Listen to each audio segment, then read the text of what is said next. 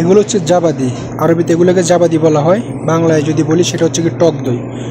এগুলো কিন্তু চিনি মুক্ত, যে চিনি ছাড়া। এটা হচ্ছে কামিলের দিসম এবং আলমারে কোম্পানির।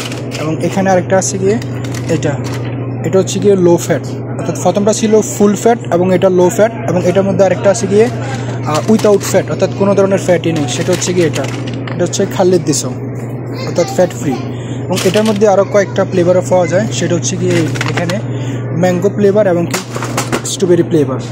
এগুলো সবগুলোই জাবাদি। তো এগুলোর মধ্যে ফ্লেভার হচ্ছে গিয়ে এই দুটো।